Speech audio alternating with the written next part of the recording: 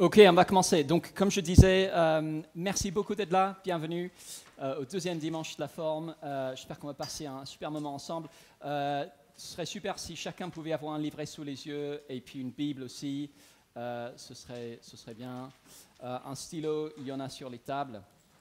Et puis, juste avant de commencer, quand j'ai mis un message sur Slack en disant que si jamais quelqu'un venait déguisé en pharaon, il y aurait une récompense, je pensais que personne ne me prendrait au sérieux. Hélas, il y a au moins une personne qui l'a fait, au moins une personne qui prend cette formation au sérieux. Voilà. Et donc,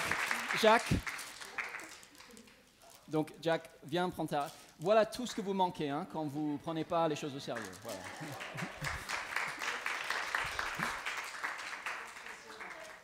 Et je suis sûr que si vous demandez très très gentiment, il vous dira où acheter un déguisement de pharaon. Voilà. Ok, on va commencer, je suppose qu'on prie avant d'aller plus loin.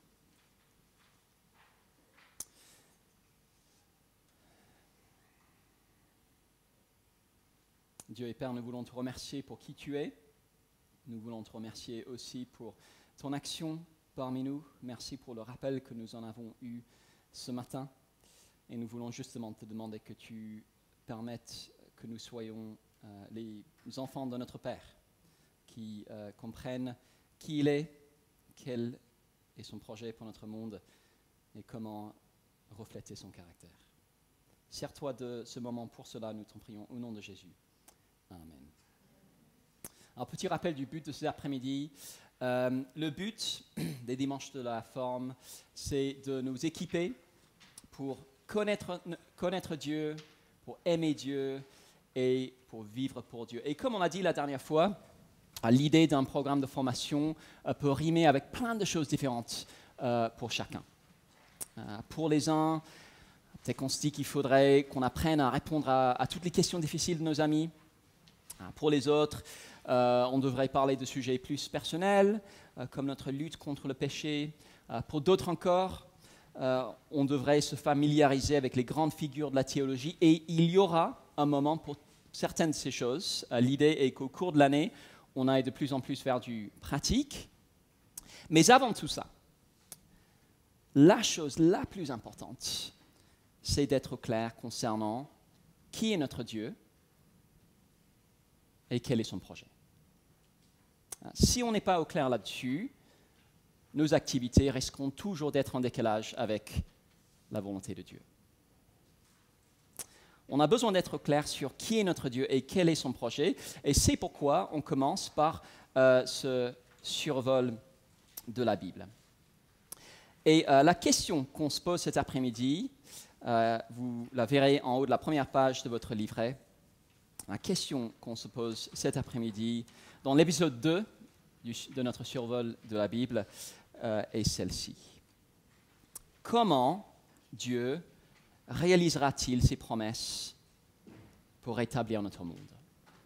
Comment Dieu réalisera-t-il ses promesses pour rétablir notre monde? On entre dans une année d'élection présidentielle. Des promesses, on va en entendre beaucoup. Chaque candidat viendra avec ses promesses pour améliorer les choses s'il est élu. Et on se demandera si on peut les prendre au sérieux ou bien si ce n'est que des paroles en l'air. Mais on peut avoir le même réflexe avec les promesses de Dieu. Et si ce n'était que des paroles en l'air? On connaît la citation de Karl Marx. La religion est le soupir de la créature opprimée, l'âme d'un monde sans cœur, comme elle est l'esprit des sociétés où l'esprit est exclu. Elle est l'opium du peuple. Traduction. Les promesses de Dieu dont parlent les chrétiens, promesses d'un nouveau monde sans les souffrances de celui-ci, que des paroles en l'air pour se sentir mieux. Alors, comment Dieu réalisera-t-il ses promesses?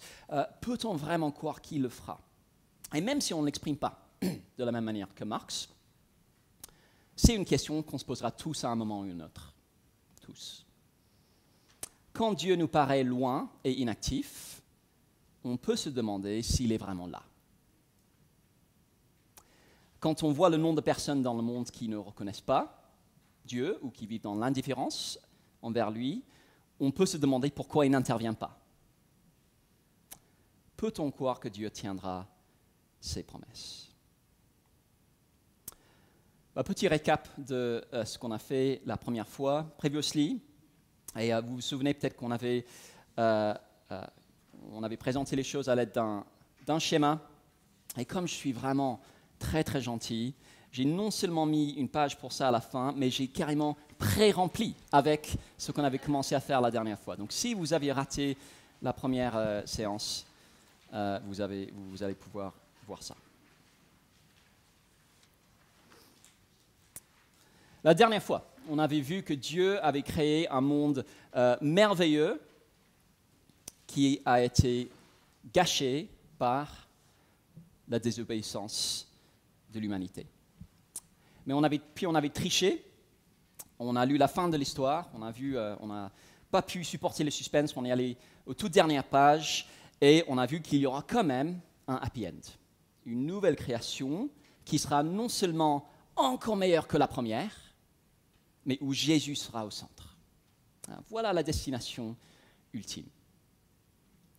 Et ensuite, on est revenu au début et on a vu le premier grand pas vers ce happy end. Dieu choisit un candidat très improbable, un vieil homme du nom d'Abraham, et il lui fait des promesses qui sont censées répondre, ne serait-ce qu'en partie, aux problèmes causés par notre désobéissance. À cause du péché d'Adam et Ève, la mort était entrée, mais Dieu promet de faire d'Abraham une grande nation par laquelle son nom allait subsister à travers les générations. Là où Adam et Ève avaient été expulsés du jardin d'Éden, Dieu promet de donner à la famille d'Abraham le pays de Canaan. Le monde avait été maudit à cause d'Adam et Ève. Dieu promet de bénir Abraham. Et Adam et Ève avaient tourné le dos à leur relation avec Dieu, mais Dieu promet aux descendants d'Abraham qu'il sera leur Dieu. Et toutes ces promesses étaient un premier pas vers le grand happy end dans la nouvelle création. Mais la question laissée en suspens, c'était comment ces promesses vont-elles se réaliser? Dieu a fait ces promesses, mais comment vont-elles se réaliser? Comment combler l'écart entre la vraie vie, symbolisée par la ligne verte, et ce que Dieu a promis? Ces promesses, pour le dire autrement, ces promesses sont-elles source d'espoir ou au contraire sont-elles juste des paroles en l'air? Et c'est une question tellement importante. Si les promesses de Dieu ne peuvent pas être prises au sérieux, arrêtons de parler d'évangélisation, arrêtons de parler de formation, fermons l'Église. Ces choses n'ont aucun sens si les promesses de Dieu ne sont pas crédibles. Mon objectif cet après-midi est double. D'abord, la confiance que Dieu est bel et bien capable de tenir ses promesses, mais aussi la clarté sur comment Dieu va le faire et quels sont les obstacles qui doivent être franchis.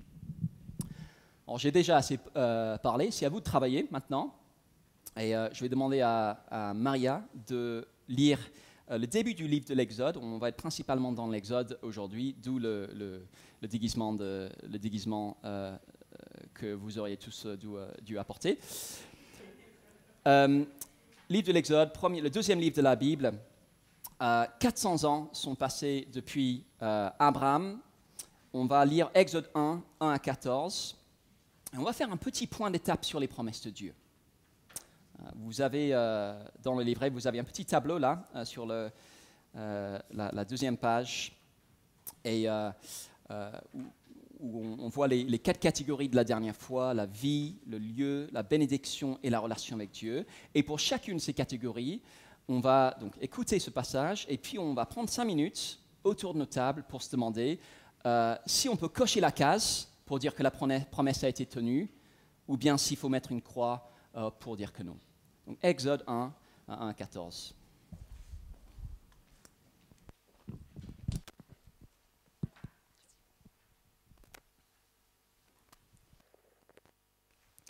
Voici les noms des fils d'Israël venus en Égypte avec Jacob, chacun accompagné de sa famille.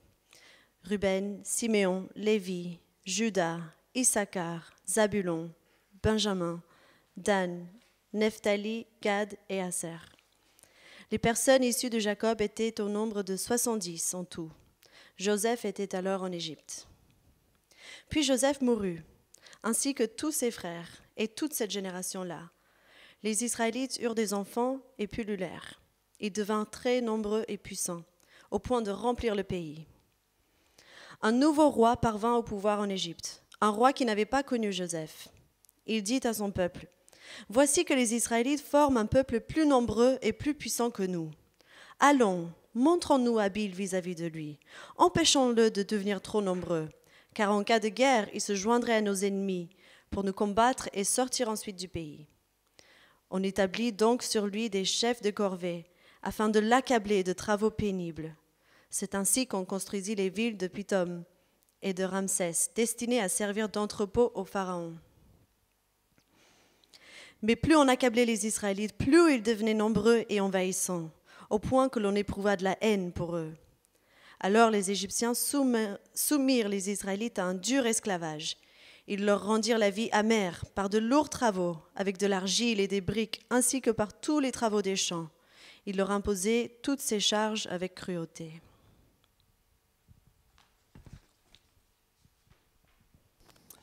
Merci beaucoup. Donc 5 minutes maintenant pour un premier exercice sur la base de ce passage, et puis on reviendra ensemble.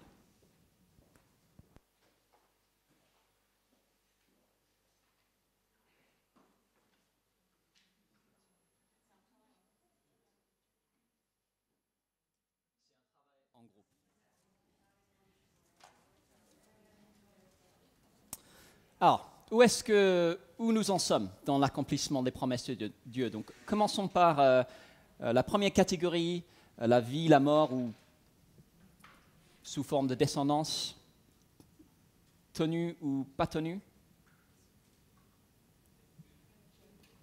Yes, et on voit à quoi?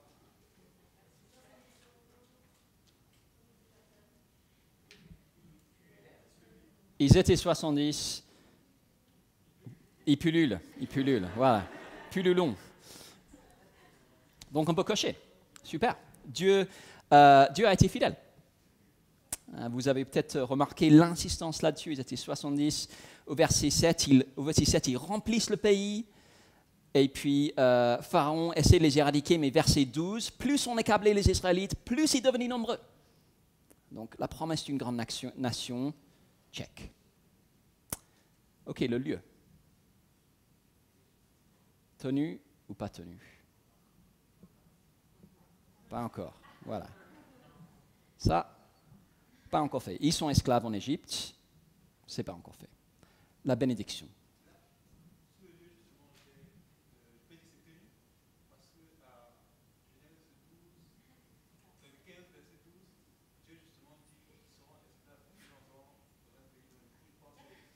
Ah.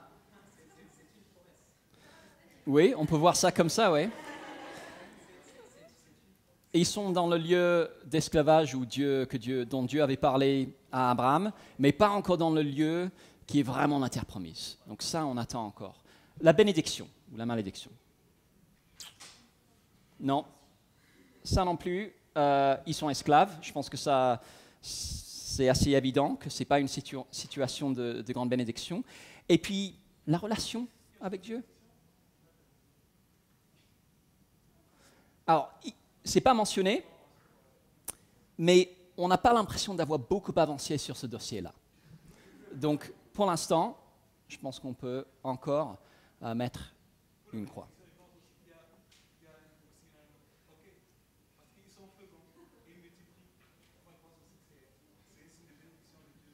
Ouais. Oui. Effectivement, on pourrait mélanger la bénédiction avec la promesse d'une descendance, mais je les sépare juste parce que en parlant de bénédiction, je pense qu'on peut aussi penser à une situation de faveur un petit peu à tous les niveaux, comme Adam et Ève dans le Jardin d'Éden. Et donc ici, dans la mesure où ils sont en train de transpirer, et plus que transpirer, mais de mourir, je préfère dire que ce n'est pas encore fait. Ok, donc au début de l'Exode, Dieu a tenu une de ses promesses. Mais pour les 3 quarts, on attend encore. Et à mon avis, si on se mettait à la place des Israélites, à ce moment-là, la conclusion qu'on aurait tirée, c'est que Dieu nous avait oubliés, tout simplement. 400 ans, c'est long. Si on imagine qu'en 1621, il y avait eu une promesse, et aujourd'hui, on est en 2021, et c'était toujours pas tenu, quelle conclusion est-ce qu'on tirerait? Je pense qu'on tirerait la conclusion que Dieu nous avait oubliés, et si jamais il y en avait qui se souvenaient de ces histoires de promesses, ils se disaient probablement que c'était juste une légende, à mon avis. Mais la suite du livre de l'Exode est là pour prouver le contraire. Et il le fait en donnant comme un prototype de comment Dieu va réaliser ses promesses. Alors, qu'est-ce qu'un prototype? Je ne sais pas s'il y a des ingénieurs parmi nous, vous pourrez l'expliquer mieux que moi. Et à quoi sert un prototype? Alors, je ne suis pas connaisseur, je ne suis pas du tout dans ce domaine-là, mais j'ai l'impression qu'un prototype sert à 2 choses, au moins. Positivement, un prototype donne un aperçu de comment va fonctionner le produit final.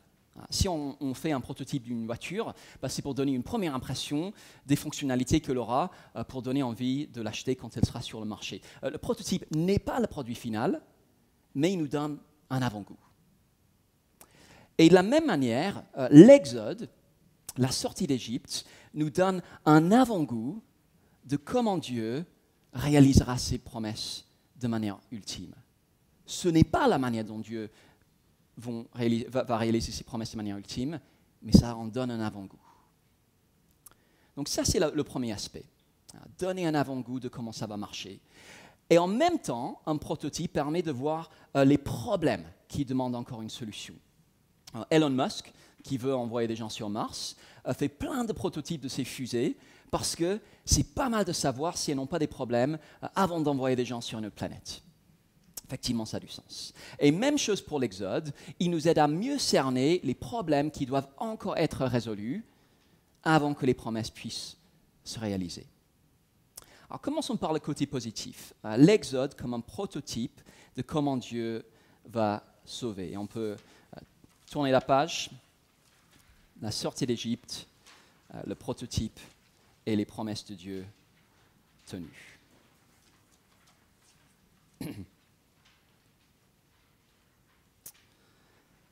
Qu'est-ce qu'il faut donc pour que les promesses de Dieu puissent toutes se réaliser? Premièrement, il faut que Dieu rachète.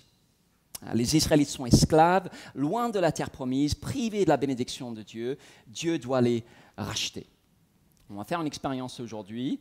Je vais avoir besoin de lecteurs et on va peut-être juste faire le tour des tables. Donc à chaque fois, je demanderai à chaque table de désigner quelqu'un, de chaque table de se porter volontaire pour ça. Est-ce qu'il y a quelqu'un de cette table-ci qui voudrait bien lire Exode 3, 7 à 10? Jonathan, merci beaucoup. Lève-toi et parle bien fort.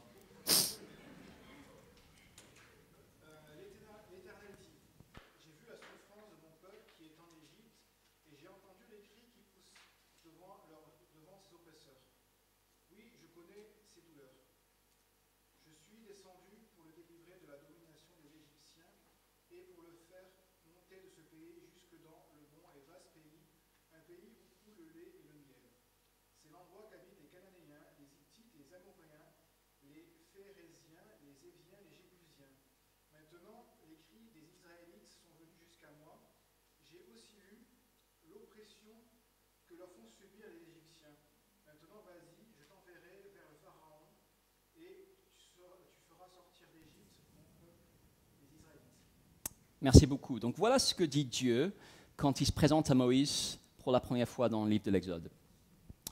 Alors le 25 août 1944, Charles de Gaulle s'est tenu devant l'hôtel de ville, pas loin d'ici, et a proclamé que Paris avait été libéré par lui-même, comme l'œuvre de la France tout entière de la France qui se bat, de la seule France, de la vraie France, de la France éternelle. Alors, en tant qu'anglo-saxon, il vaut mieux que je m'abstienne de tout commentaire. Mais même si Paris a été libéré par lui-même, on ne peut pas dire la même chose des Israélites. Ce qui crève les yeux dans cette histoire, c'est leur extrême passivité et incrédulité. Ils ne font rien sauf se plaindre. Peut-être quand même des parallèles avec les Parisiens, mais bon. Le vrai libérateur, c'est Dieu. Le vrai libérateur, c'est Dieu. C'est évident dans ce qu'on vient de lire. Dieu dit « J'ai vu leur souffrance, j'ai entendu leurs cris, je suis descendu pour délivrer. » Dieu n'attend pas que le peuple organise un conseil national de résistance. Quand Moïse parle au peuple, on lit que la dureté de leur esclavage les empêcha d'écouter. Donc Dieu intervient unilatéralement, sans que le peuple fasse quoi que ce soit de leur côté. Et c'est un point important. Pour que les promesses se réalisent, ça doit commencer par l'action de Dieu et pas la nôtre. L'action de Dieu et pas la nôtre, ou pour le dire autrement, ça doit commencer par ce qu'on appelle la grâce. Dieu doit agir en premier. Les Israélites ne peuvent pas se sauver eux-mêmes. Ils ne sont même pas disposés à le faire. Et Dieu doit racheter les Israélites de deux choses. D'abord, de la situation maudite qu'est leur esclavage. Ça, c'est évident. Ils sont dans une situation de misère absolue dont ils ont besoin d'être délivrés. Ils sont un peu comme Adam et Ève en dehors du jardin d'Éden. Ils sont dans une situation effroyable dont ils ont besoin d'être sauvés. Donc Dieu doit les racheter de leur esclavage, mais aussi de son propre jugement. Vous connaissez peut-être l'histoire. Dieu envoie 9 plaies sur les Égyptiens qui refusent toujours, au bout de la 9e plaie, de libérer les Israélites. Et donc Dieu annonce une 10e et dernière plaie. Il va tuer tous les premiers-nés en Égypte, les premiers-nés de chaque famille. Et c'est là qu'intervient Froufrou, le petit agneau. Alors, mes filles aiment cette histoire, notamment, je pense, parce que j'avais une fois tenté de l'illustrer en aspergeant du ketchup autour de la porte de notre salle à manger, à essayer seulement si on est propriétaire de son logement, chose qu'on n'était pas à l'époque, donc je ne vous le conseille pas. Pour ne pas être jugés comme les Égyptiens, les Israélites devaient prendre Froufrou, prendre un petit agneau, le sacrifier et mettre son sang autour de leur porte d'entrée pour montrer qu'une mort avait déjà eu lieu. L'agneau avait pris la place et mort à la place du premier-né de la famille. Mais la question, c'est pourquoi? Pourquoi est-ce qu'il fallait faire ça? Dieu savait très bien faire la différence entre les Égyptiens et les Israélites pour les 9 autres plaies.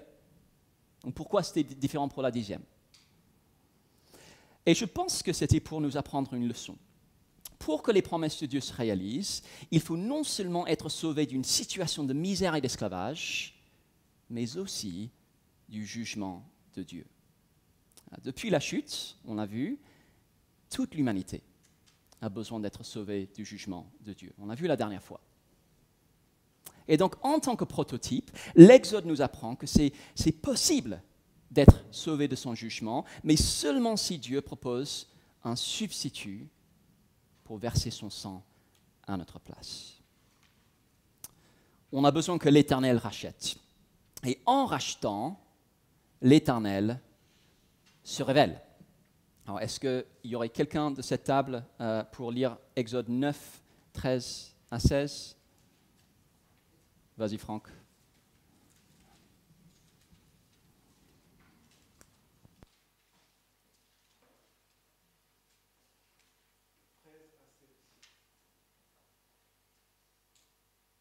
L'Éternel dit à Moïse, lève-toi de bon matin et présente-toi devant Pharaon. Tu lui diras, ainsi parle l'Éternel, le Dieu des Hébreux. Laisse aller mon peuple afin qu'il me serve. Car cette fois, je vais envoyer toutes mes plaies contre ton cœur, contre tes serviteurs et contre ton peuple, afin que tu saches que nul n'est semblable à moi sur toute la terre. Si j'avais étendu ma main et que je t'ai frappé par la mortalité, toi et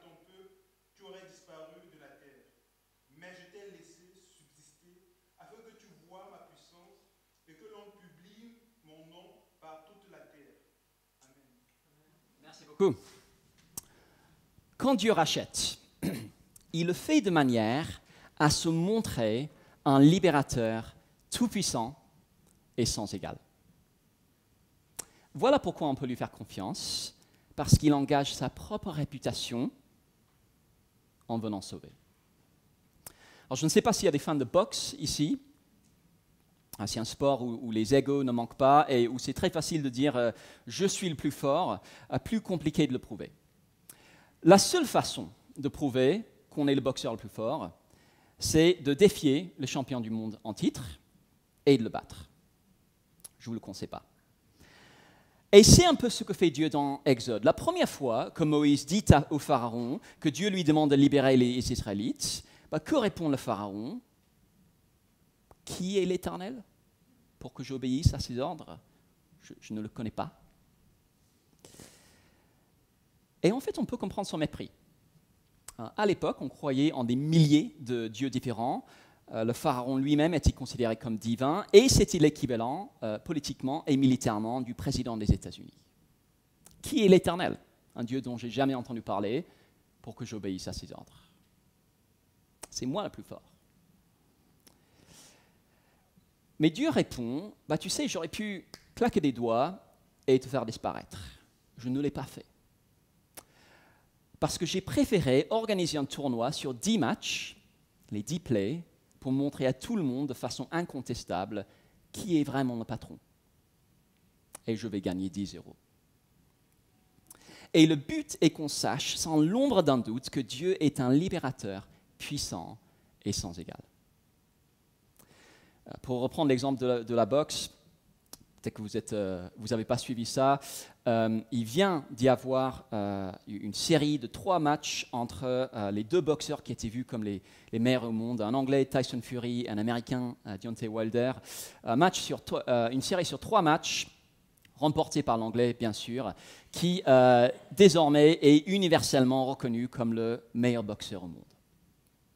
Contre le Pharaon, roi surpuissant, l'Éternel gagne 10 € et montre qui est vraiment le patron.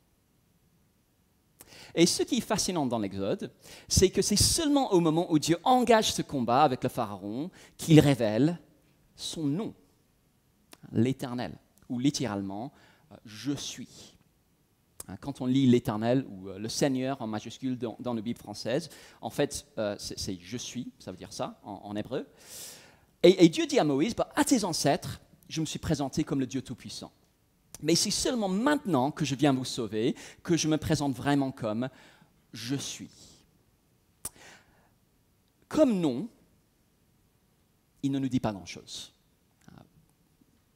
Il y a des prénoms qui ont une signification, vous connaissez peut-être la signification de votre prénom, mais « je suis », tu es qui? mais en fait, justement, Dieu est en train de dire, vous voulez me connaître, vous voulez savoir qui je suis, regardez-moi agir. Regardez-moi remporter ce combat, 10 € pour vous délivrer comme promis, et vous verrez qui je suis. Je suis le libérateur tout-puissant et sans égal qui engage sa propre réputation à venir vous sauver. En rachetant, Dieu se révèle, et enfin, Dieu se révèle parce qu'il désire non seulement libérer les Israélites, mais aussi résider parmi eux. L'Éternel réside. Dieu ne sauve pas les Israélites pour les déposer dans un endroit tranquille et dire « Ciao, appelez-moi la prochaine fois que vous avez un problème ». Souvenons-nous ce qui s'était passé dans le Jardin d'Éden. Adam et Ève s'étaient fait expulser de la présence de Dieu et leur relation de proximité avec lui avait été rompue. Et donc, une fois que Dieu a sorti les Israélites d'Égypte, qu'est-ce qu'il fait? Eh bien, il les invite à devenir le peuple qui l'adore comme leur libérateur, tout-puissant et sans égal. Et il vient résider au milieu d'eux. Moïse monte au mont Sinaï et il reçoit les 10 commandements et aussi le plan de montage IKEA le plus impressionnant de l'histoire. Si jamais vous avez lu la fin de l'Exode, ça ressemble un petit peu à ça, sans les dessins, malheureusement. Le plan de montage le plus impressionnant de l'histoire, celui du tabernacle, la tente où Dieu habitera. Et on n'a pas le temps de regarder de près ce plan de montage, mais si on le faisait, on serait frappé par les parallèles avec le Jardin d'Éden. Il y a de l'or partout, comme dans le Jardin d'Éden. Il y a des statues de chérubins. Il y a même une lampe qui est là pour rappeler l'arbre de la vie. Le tabernacle est censé être un mini-Jardin d'Éden au milieu des Israélites où Dieu sera connu et adoré. Alors, Exode 40, 34 à 38, si quelqu'un veut bien. On est toujours content quand on a monté son meuble Ikea et ça fait toujours du bien. Mais à mon avis, il ne s'est jamais passé dans votre salon ce qui se passe quand Moïse termine le tabernacle. Exode 40, 34 à 38. Merci beaucoup.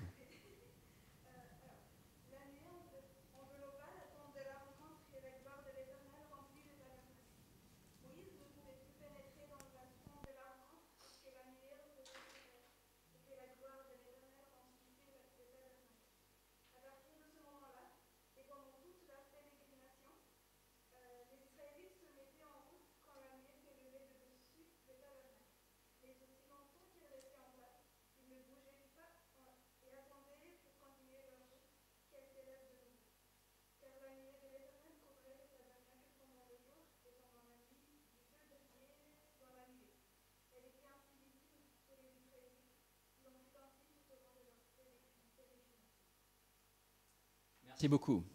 Dieu vient résider avec son peuple. Et depuis le début, c'est ça le but, cette relation de proximité entre Dieu et les humains. Et ici, pour la première fois, depuis Genèse 3, quelque chose qui s'en rapproche. Dieu vient habiter au milieu des humains pour être adoré par eux. Et il reste des barrières. Le tabernacle est fait de barrières. Mais pour la première fois depuis le Jardin d'Éden, il y a au moins une forme de relation de proximité qui existe à nouveau. L'Éternel rachète, l'Éternel se révèle, l'Éternel réside. Et donc voilà le prototype. Et en un sens, ce prototype marche très bien. Ça inspire vraiment la confiance. Les Israélites sortent de l'Égypte, traversent le désert en mettant un peu plus de temps que prévu, et puis quelques décennies plus tard, ils prennent possession du pays de Canaan. On va avancer un petit peu jusqu'au livre de Josué. Est-ce qu'il y aurait quelqu'un de cette table-là pour lire Josué 21, 43 à 45 ? Arthur, je pense que tu viens de te faire désigner.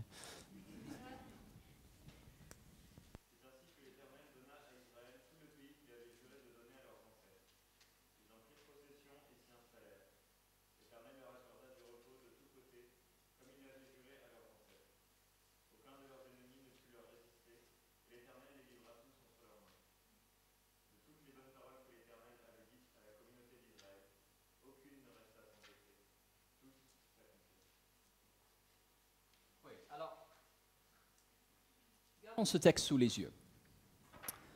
Où en sommes-nous maintenant, selon Josué, par rapport aux promesses de Dieu ? Reprenons notre checklist. C'était déjà bon pour la grande nation. Pour le lieu ? Bon ou pas bon ?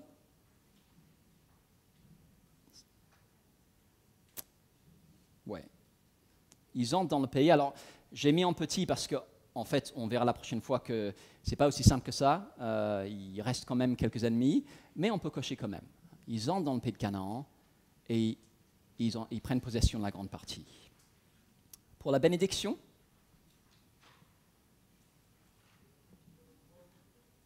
oui, le repos. Dieu leur accorda du repos de tous côtés. On peut cocher en petit encore parce qu'il reste quand même quelques Cananéens à droite et à gauche, mais dans les grandes lignes, ça démarre bien. Et puis pour la relation, Dieu est avec eux, toutes ces bonnes paroles.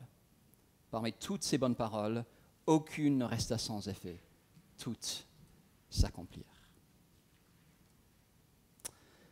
On peut le montrer encore avec notre schéma. On avait commencé avec ce point d'interrogation. Comment est-ce que Dieu allait tenir ses promesses ? Et là, enfin, on a fait de vrais progrès. La ligne verte qui parle de notre situation réelle remonte enfin. Et le but de tout ça, mes amis, c'est de nous donner une vraie confiance que Dieu tient ses promesses. Dieu tient ses promesses. Pendant 400 ans en Égypte, ces promesses devaient paraître tellement improbables, tellement difficiles à croire.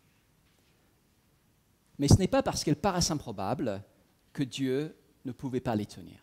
Dieu tient ses promesses. Et c'est tellement facile, même en se disant chrétien, de ne pas vraiment y croire. Si vous êtes comme moi, en tout cas pas avec une grande conviction. Je me souviens d'avoir discuté avec un ami de ce que dit la Bible de la nouvelle création, et il a été très honnête. Tout ça me paraît tellement distant, tellement loin de ma réalité. Et je pense qu'on pourrait tous dire la même chose, en tout cas, c'est mon cas. Et ça peut être très tentant d'être comme Marx et de se dire que c'est juste des paroles en l'air, l'opium du peuple. Mais cette partie de la Bible montre que les promesses de Dieu, aussi improbables qu'elles paraissent, ne sont pas des paroles en l'air. Dieu peut être pris au mot et il nous présente dans l'histoire de l'Exode un prototype puissant pour prouver qu'il est digne de confiance. Imaginons que je vienne vous voir et je vous dis je vais sortir un nouveau téléphone portable, il va être révolutionnaire et j'aimerais que vous investissiez toute votre épargne dans mon projet. Que dites-vous? Non, bien sûr. En tout cas, j'espère que vous êtes suffisamment prudent pour ne pas accepter. Maintenant, imaginons que je vienne vous voir et je demande la même chose, sauf que cette fois-ci, j'ai un prototype. Ça, ce n'est pas un prototype, ça, c'est un iPhone, un vieil iPhone. Mais j'ai un prototype, je vous le passe et je vous laisse jouer avec pendant une semaine et vous vous rendez compte qu'il y a une vraie opportunité. C'est un peu ce que fait Dieu à travers l'Exode. L'Exode n'est pas le produit final. Ce n'est pas la manière ultime dont Dieu va tenir ses promesses, pour les raisons qu'on verra après, mais c'est un prototype qui montre qu'il est capable de le faire. Et pas juste capable, ça va plus loin que ça. Pour Dieu, c'est une question d'honneur. Il engage sa réputation. Notre confiance repose sur le souci de Dieu de sa propre gloire et réputation. Confiance donc, mais aussi clarté sur ce que Dieu, sur comment Dieu va s'y prendre pour réaliser ses promesses, racheter, se révéler et résider. Et c'est là pour nous aider à comprendre Jésus de manière ultime. En soi-même, un homme qui meurt sur une croix, on ne sait pas ce qu'il faut en penser. Est-ce que c'est un échec? Est-ce que c'est un exemple à suivre? Est-ce que c'est une illusion, comme pensent les musulmans par exemple? Au cours de l'histoire, on en a pensé beaucoup de choses différentes, mais c'est seulement à la lumière de ce prototype de l'Exode qu'on voit de quoi il s'agit vraiment. Dieu qui vient racheter, se révéler et résider. Et enfin, on gagne en clarté sur le type de relation que Dieu recherche. Une relation où il est central et où il est reconnu et adoré comme le libérateur tout-puissant et sans rivaux. On va faire une petite pause maintenant et on va prendre un quart d'heure pour appliquer tout ça. Quelles sont les implications pour nous qui vivons aujourd'hui? Et on va prendre 15 minutes. Vous avez quelques questions dans le livret et c'est l'occasion maintenant d'en discuter autour des tables. Et puis dans un quart d'heure, on reprendra tous ensemble.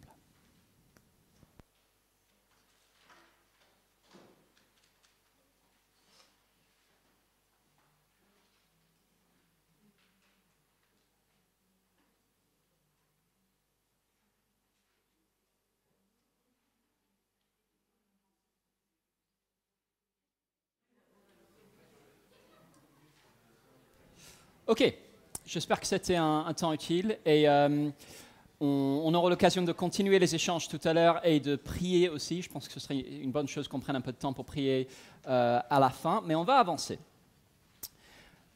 Donc on a dit tout à l'heure que le but de l'Exode, c'est de donner comme un prototype et qu'un prototype est là à la fois pour montrer comment ça va marcher, mais aussi de mettre en évidence des problèmes qu'il faut encore résoudre. C'est comme ça que fonctionne un prototype. J'ai l'impression que quand on achète une voiture, on est content qu'il y ait eu des prototypes pour voir si les freins marchaient. généralement assez utile. Le but d'un prototype, c'est de montrer comment ça va marcher, mais aussi de révéler d'éventuels problèmes. Et il y a un sujet dont on n'a pas vraiment parlé aujourd'hui, mais qui était très important la dernière fois. Est-ce que quelqu'un arrive à penser à ce à quoi je suis en train de penser? Le péché. Merci beaucoup. Je pense, alors, soit elle a tourné la page, soit elle est trop forte. On va dire qu'elle est trop forte. Merci pour cette intervention si sage. Le péché, voilà, c'est ça. Donc, ce qui avait tout gâché la dernière fois, c'était le péché. Le péché, c'était la cause de tous les malheurs qui avaient suivi. Mais puis, depuis Abraham, c'est un sujet dont on n'a pas vraiment parlé. Quand Dieu appelle Abraham, il n'aborde pas la question de son péché, il lui fait tout simplement des promesses. Quand Dieu annonce qu'il va délivrer Israël, il n'aborde pas non plus la question de leur péché. Il intervient tout simplement. Et du coup, ce serait tentant de penser que Dieu avait simplement balayé ce sujet sous le tapis. Faisons comme si de rien n'était, mais si c'est ça, on peut se demander ce qu'il en est de sa justice. Est-ce que Dieu s'en fiche du péché maintenant? Et s'il s'en fiche, ce n'est pas très rassurant. Pas pour les victimes du péché des autres, pas non plus pour l'image que ça renvoie de Dieu. Est-ce qu'il va vraiment passer sous silence le problème qui était la racine de tous les autres? On peut tourner la page dans notre livret. Et c'est notre deuxième point. La loi de Moïse, le prototype et le problème du péché. La deuxième chose que nous enseigne cette partie de la Bible, ce n'est pas juste que Dieu est capable de tenir ses promesses, c'est aussi que pour qu'il le fasse de façon définitive, le problème du péché demande une solution définitive. Pour que Dieu tienne ses promesses de façon définitive, le problème du péché demande une solution définitive. Alors voyons ça ensemble. Exode 19, versets 1 à 6. Tout à l'heure, on avait sauté un moment très important. Les Israélites sortent d'Égypte, traversent la mer et arrivent au mont Sinaï. Est-ce que quelqu'un de cette table-là veut bien lire Exode 19, 1 à 6? Merci Laurent. Lève-toi si tu veux bien.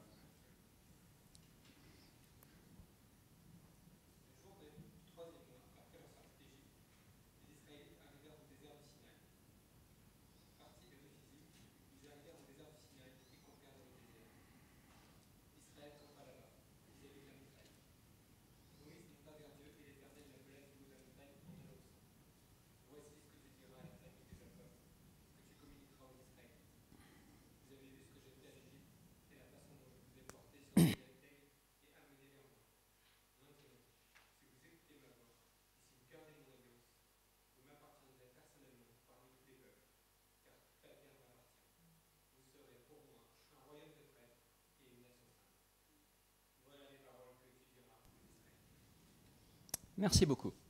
Donc, si la sortie d'Égypte, la libération, c'était la manière dont Dieu faisait la cour à Israël, ici, c'est la demande en mariage. Dieu invite Israël à devenir son peuple à lui. C'est avec lui que Dieu va résider. C'est un grand privilège, mais il y a une condition, verset 5, c'est d'écouter sa voix et de garder son alliance. Les termes du contrat de mariage sont résumés par les 10 commandements, mais en fait l'ensemble s'étale sur les livres d'Exode, Lévitique, Nombre et Deutéronome. Et une des synthèses les plus claires de ce contrat de mariage, ou de cette alliance, vient à la fin de Deutéronome, au chapitre 28. On va faire un nouveau travail en groupe. On va lire quelques bouts de ce chapitre, Deutéronome 28, et puis on va prendre 5 minutes pour l'exercice dans l'encadré, les enjeux liés à l'obéissance et à la désobéissance, et puis pourquoi dit cela après avoir libéré Israël de l'esclavage en Égypte. Mais d'abord, peut-être une personne pour Deutéronome 28, 1 à 8, peut-être de la table de cette table-là. Et puis derrière, quelqu'un pour lire Deutéronome 28, 15 à 24. Merci.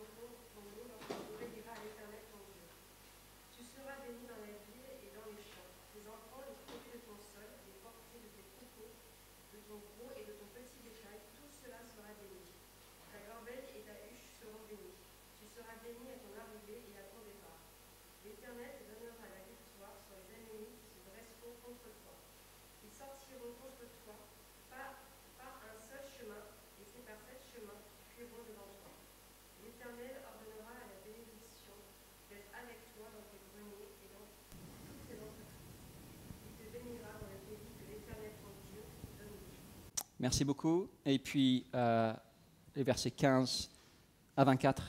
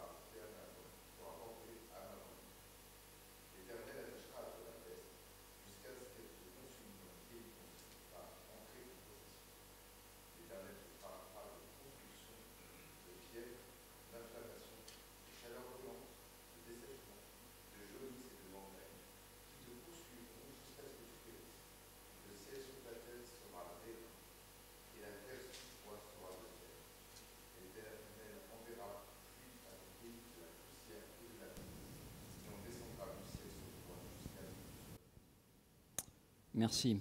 Tu as vraiment tiré la courte paille au niveau des textes. On va prendre 5 minutes maintenant pour l'exercice dans l'encadré et puis on reviendra ensemble.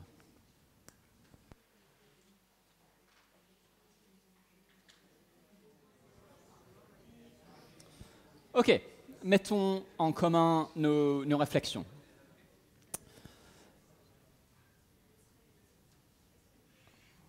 Donc, quels sont les enjeux liés à l'obéissance et à la désobéissance? Qu'est-ce qu'on a envie de dire là-dessus?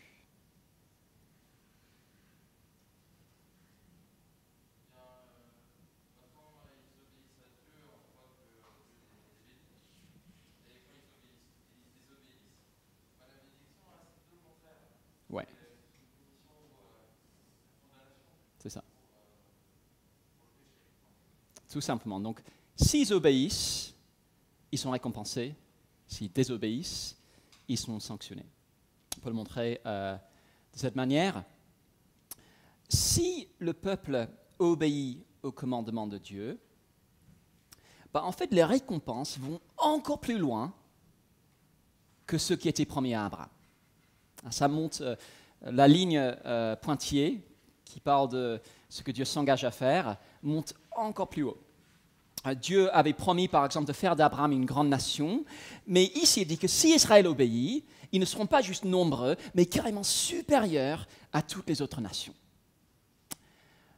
Dieu avait promis le pays de Canaan à Abraham, mais ici, il dit que si Israël obéit, ce pays sera, ils ne vont pas juste le posséder, mais il sera riche et prospère. Donc, s'ils obéissent, les récompenses sont encore plus grandes que prévu.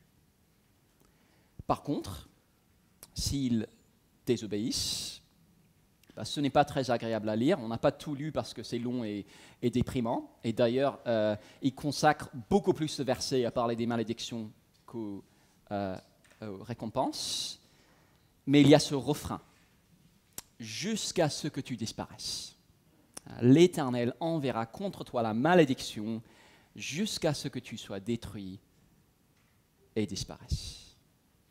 Et donc, s'ils désobéissent, ils vont encore toucher le fond. Alors, pourquoi dire ces choses maintenant? Est-ce qu'on a des réflexions là-dessus? Question peut-être plus difficile.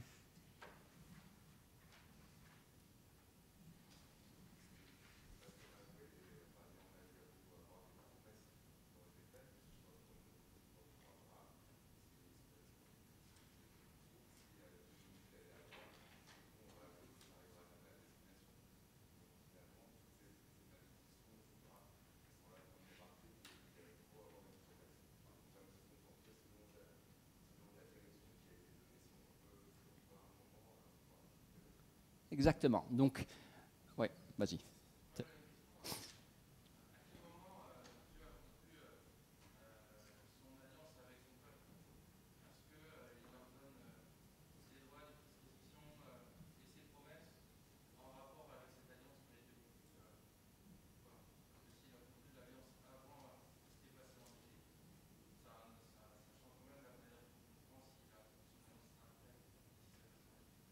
Ouais, et c'est une bonne question.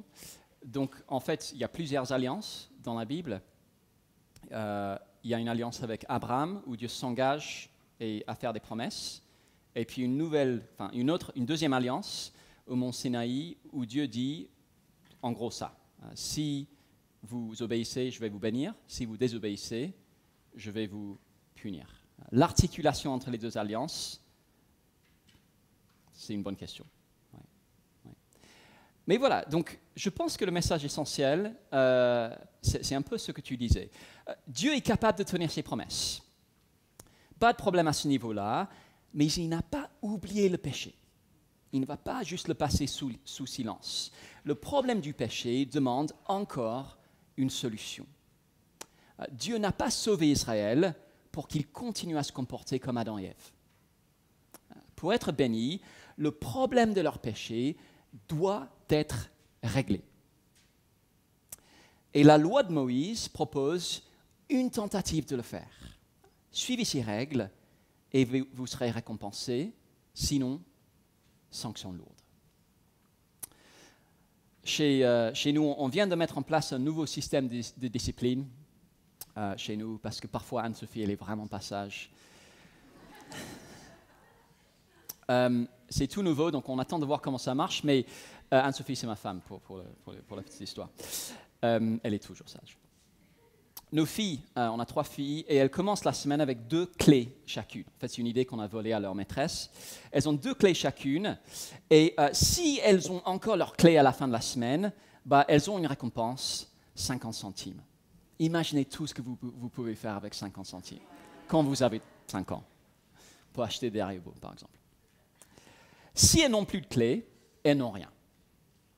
Et le message qu'on essaie de leur faire passer, c'est « on n'est pas indifférent à votre comportement. C'est important que vous vous comportiez bien. » Alors, nos récompenses et punitions ne sont pas aussi radicales que celles dans Deutéronome, même si parfois c'est vraiment tentant, mais le principe est similaire. Dieu ne va pas juste tolérer n'importe quoi. Il ne va pas ignorer le problème derrière tous les autres. Et c'est ce que j'ai essayé de dire par le tableau dans le livret, en dessous de l'encadré. La chute en Genèse 3 a eu des conséquences. La mort, la malédiction, la relation rompue avec Dieu et l'expulsion de sa présence. Et puis une cause. Une cause qui est derrière tout ça, le péché. Et donc, au mont Sinaï, Dieu fait un deal avec Israël où il dit « Si vous vous occupez de la cause de la chute, le péché, en suivant mes commandements, je réglerai les conséquences.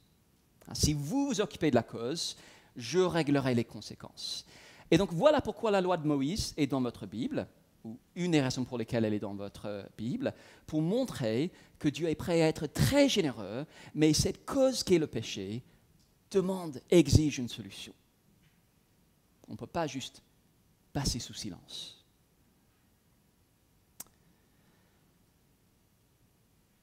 Mais est-ce que c'est réaliste? Est-ce qu'on peut obéir à ces commandements? Parce que pour Israël, ça commence très mal. Eduardo y a fait allusion tout à l'heure, pendant la présidence. Moïse est encore en haut de la montagne, quand le peuple décide qu'ils en ont marre d'attendre. Il fabrique un veau d'or à adorer et ils réussissent à violer la moitié des commandements d'un seul coup. Très fort. Et c'est un incident qui contient une des meilleures tentatives d'excuses de tous les temps. Le frère de Moïse, Aaron, qui dit « Ils m'ont donné de l'or, je l'ai mis au feu, et il en est sorti ce veau !» Ça me rappelle, mon frère, quand j'étais petit, une fois, avait grimpé sur le sapin de Noël pour atteindre les décorations en chocolat, et il avait renversé le sapin, et ma mère était entrée, et du haut de ses 3 ans, il avait répondu « Le sapin a sauté de son pot. Tu iras loin, mon fils. » Ou pas. Et puis un peu plus tard, quand ils arrivent à la frontière de Canaan et ils sont censés entrer, ils refusent. Finalement, non, pas envie, il y a des géants là-bas. Comme si le Dieu qui venait de terrasser la superpuissance de l'époque allait être embêté par quelques Cananéens. Ça commence mal. Tellement mal qu'une génération entière doit mourir dans le désert. En même temps, on découvre aussi un certain nombre de choses qui aident un peu. Ça aide par exemple d'avoir un bon leader comme Moïse et puis Josué qui sont eux-mêmes obéissants dans les grandes lignes et qui peuvent faire l'intermédiaire entre le peuple et Dieu. Ça aide aussi d'avoir un système de sacrifice qui permettent d'être pardonnés de certains péchés, pas tous. Mais au fond, cette partie de la Bible se conclut sur une note de tension. On ne sait pas s'il faut être optimiste ou pessimiste pour la suite.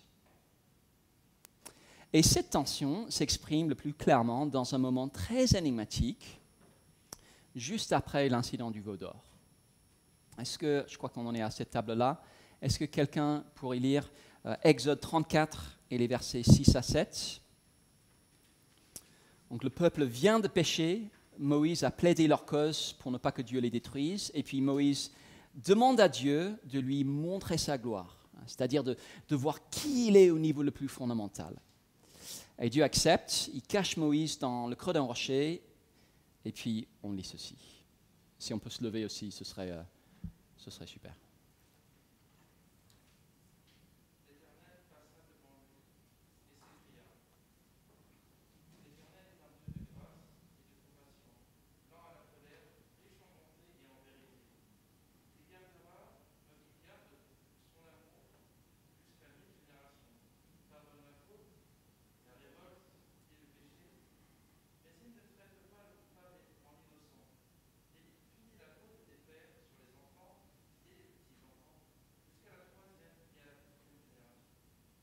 Merci beaucoup. Alors, où est la tension? Où est le paradoxe ici?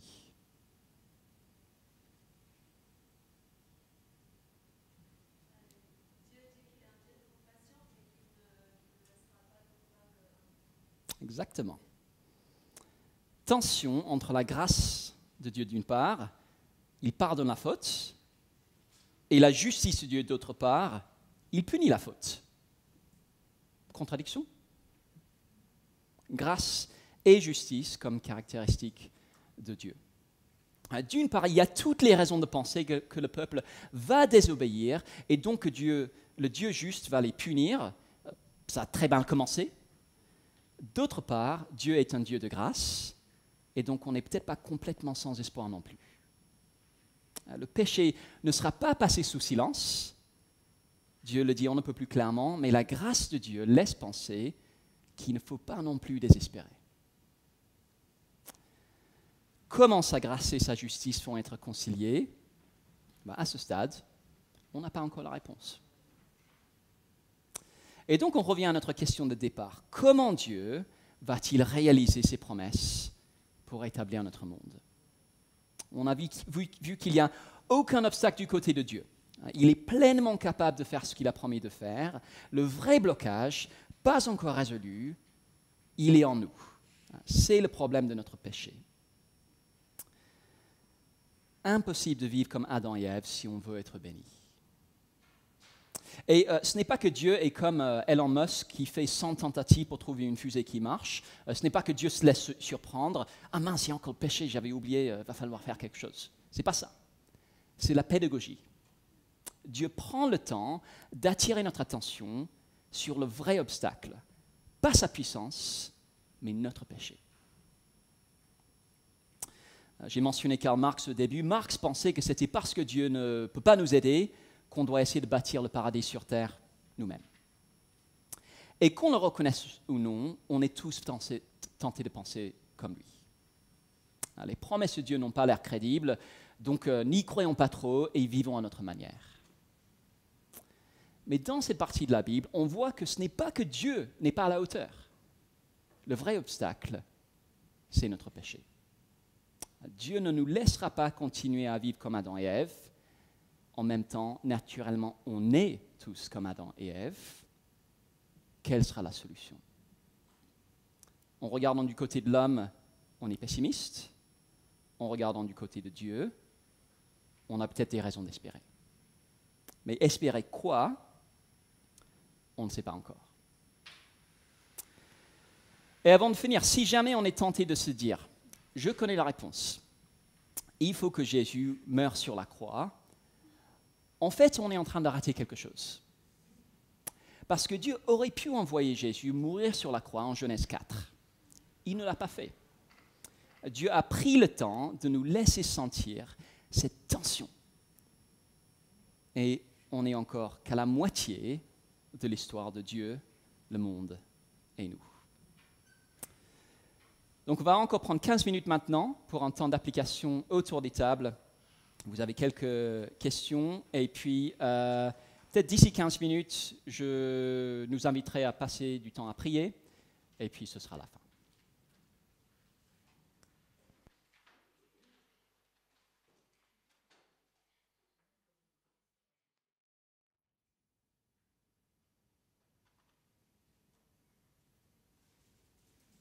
Amen. Merci les amis d'être venus, c'est la fin. Avant de finir, je vais juste faire la promo d'un livre. Si jamais vous n'avez rien compris à ce que j'ai dit, ni aujourd'hui ni la dernière fois, ce qui est tout à fait possible, ce livre, Panorama de la Bible, a beaucoup de réponses utiles et peut dire les choses de façon beaucoup plus simple que moi. Donc je vous le recommande, je vous le passerai, mais c'est celui de Debs, donc je ne vais pas le faire. Mais vous pouvez l'acheter. Panorama de la Bible, Vaughan Roberts, très bon investissement. Et bonne semaine à tous.